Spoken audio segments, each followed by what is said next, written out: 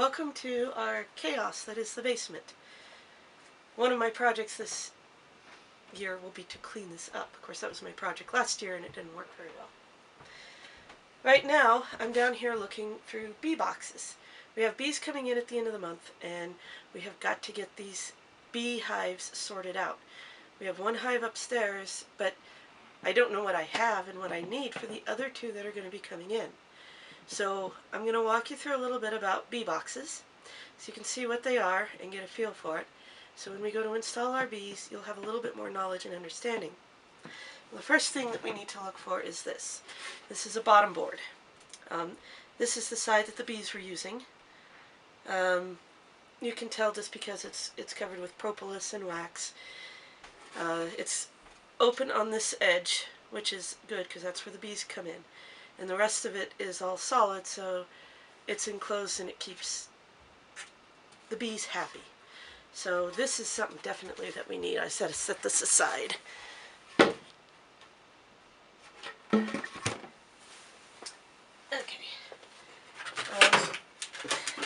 The next thing that I found was this is our entrance reducer. There's a small opening here. In the wintertime or a brand new hive, you use the small opening because there's not as many bees when you get a new hive, and in the winter it helps keep the hive warm. Then in the spring you can switch over to a wider opening, or if you start to get more bees in your hive, you can have a wider opening. The small opening for new packages because your bees, there's not so many of them, and to guard this whole entrance is really hard on them. So giving them a smaller entrance to guard and protect against wasps and robber bees is a good idea. Then when your hive is big enough, strong enough, or warm enough outside, you can take this off. And the whole entrance is, it gets very, very busy out in the height of summer. Then we need our inner cover. It should have a hole in the center and it should be notched on one end. Now in the summertime, we put this notch down into the back of the hive to create airflow through there. It helps it cool off a little bit. The bees will constantly fan inside the hive, and hopefully that's enough to cool it off. In the wintertime, we put it on the front of the hive on the top. That helps keep moisture from building up here, because up here is where we put a top feeder. Instead of using this as an inner cover, it acts as a divider between the top feeder and the rest of the hive. So it will help keep the moisture down in the hive. Moisture is bad, of course. It makes bees cold too, just like it does us. So I'll set this aside. And then the last thing we need is called the outer cover. And this is just a wood frame. It's covered in metal. And this protects our bees. You will see some people put rocks on these. We live on the eastern plains of Colorado. The rocks blow off along with your outer cover. So we put straps down on our hives, which you'll see when we go out there. So it will not blow away. If it does, we're going to have more problems than just a missing beehive. Okay, now this is our first box. It's a shallow. And up until recently, I wasn't sure what the hole in the shallow was for. We kind of freaked out because winter was coming and this was a way for air to get right in there. They do have little covers that you can actually change for the openings, so you can have the opening like this. Bees can go in and out instead of going in the bottom and crawling all the way up through the hive. They can just go in this little hole, deposit their nectar, and fly off again. Makes it a lot easier for them. And then in the wintertime, this disc has a solid part, so you just flip the disc around and it stays closed. So that helps keep the cold air from blowing in. Now, a medium box is also called a honey super. You can see here there's a few frames missing. But this has, there are notches here for the frames to sit in, and they're spaced just perfectly so that the wax comes out from the edge just a little bit, and I'll show you on another one. These are all new frames. And you want the notch, you want that so that when you go to cut the cappings off, you can ride your hot knife along the edge of the board, and it cuts off just the top of the wax, just enough for you to get the honey out, and then you put it back in and let the bees fix all the comb. Now these are empty frames, and this is a super, and I'm not going to need this yet. So I'll try to keep it out of the way. This is kind of like a plastic foundation. It does smell like honey. It's got the little honeycomb on here. The bees kind of build off of that, so it kind of tells them where to go. A box like this, we call this a honey super because it can weigh 50, 60 pounds when it's completely filled with honey. So it's heavy enough. So we don't want to do a really big box and then try to move it with all that honey. That can be another 50 or 60 pounds. So you're looking at somewhere between 100 and 120 pounds for those great big boxes. Set this aside. I've got another frame, so I'm missing two out of there. This is a screened bottom board, which you can use in the summertime. It's supposed to help control mites. If we have to use this, we will. I'd rather not, because when our bees come in, there's still a chance of snow, especially in our super secret location. Actually, it's not super secret. You'll get to go there, and I'll tell you about it when we get there. So I'm going to set that aside because we don't really need it. I put these in bags for two reasons. One is I want to keep out the bugs. Two, I think there was actually a live bee or two in these boxes when I brought them inside. Try as we might to make sure all the girls are back into the hive, there's always one or two that's very stubborn and wants to hang out in the boxes. And I've had them flying around in the basement. It's not fun.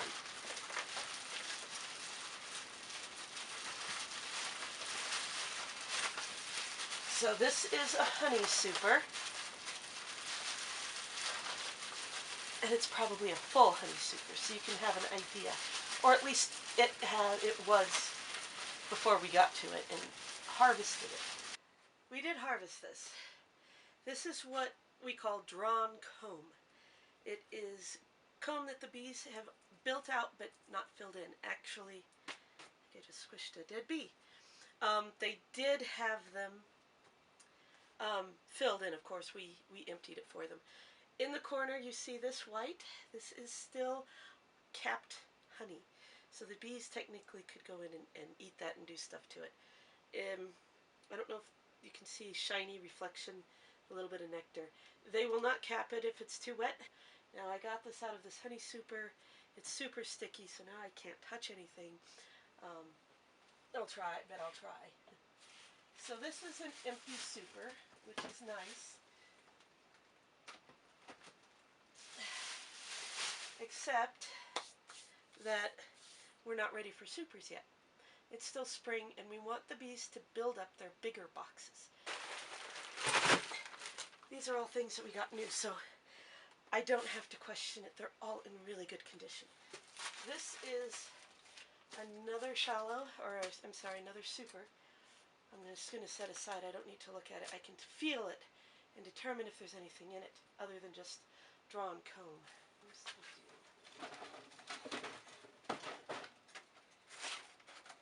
Filled with dryer lint, nonetheless.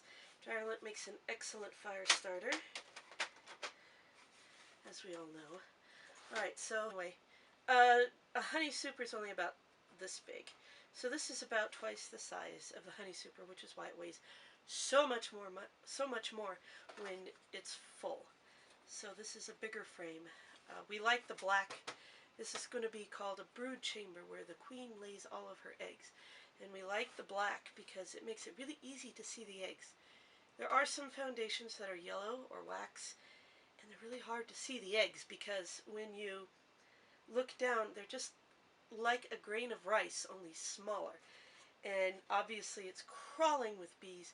I don't want to have my face real close to it, so my husband can just look at it like this and go, oh look, there's all these eggs. I can't see that well. So I let him be the eyes for the hive. But yeah. Now these we don't harvest. These will help the bees. It's really shiny, so there's a lot of nectar. There's some pollen up here. If you see anything shiny, it is nectar. So there's some more capped honey, bee bread, pollen, that kind of a thing, is that this hive disappeared. We don't know what happened to the bees. We don't know if they starved, if they absconded. I don't remember what happened. I know we did have some that absconded. Absconding means that the whole hive just leaves. I don't know what happened to them. If I had remembered that, I wouldn't have had to play with all the plastic. Now this is a food frame. It's got a lot of honey, capped honey on here, so they obviously did not starve.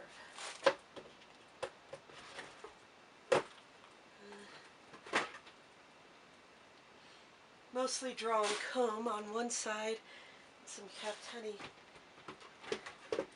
Part of being a beekeeper is also being a detective, trying to figure out what happened to your bees. So these are two really good deeps. I don't need to go any further because when you start your hive, you only need one deep box. So these are called a deep. So I've got two hives coming in. I've got two really nice deep boxes with drawn comb and resources already in them.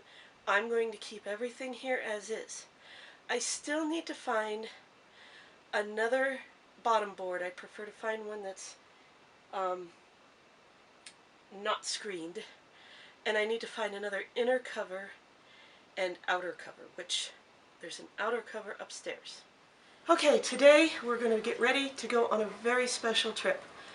We have bees that you've already met, but we have some more bees that are going to be coming in, and they need a place to live. We're going to go check out a couple of beehives and see if we're going to purchase some more for future use, of course. So come along on the journey. Okay, here we are driving to our destination to get beehives. Sorry about the bumpy road. I do apologize. A lot of the scenery was really pretty, and tried as I might, I cannot get the camera to sit still. The bumpy roads are due to Colorado, and like most country roads, they are a little bit out of service. So I apologize and hope you don't get carsick. The scenery was too pretty to pass up. It was a beautiful day, and I guess I haven't been out in a while, so I just wanted to share.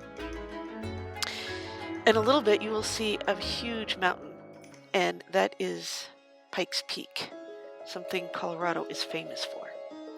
Now, the lady that we visited asked me not to film on her property, and I respect that. So enjoy the ride, and then you'll see what we managed to get away with towards the end of the film.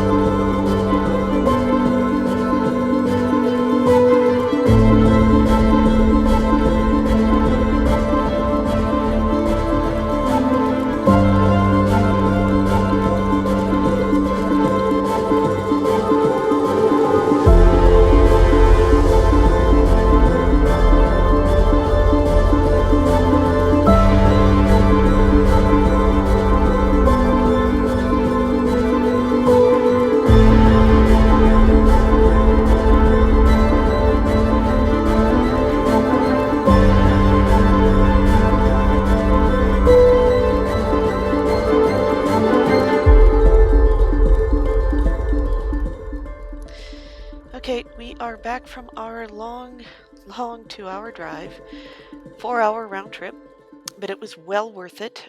We got some amazing things. She had such a great selection. The hive boxes are really good condition. The frames inside are either drawn comb or pretty much brand new. So we really made out very well. I'm very happy with the purchase that we did. So this is us at the end of the day. Thank you so much for watching. Like and subscribe. The bees will be coming in soon, and we will have a video on that. So like, subscribe, share, spread the word.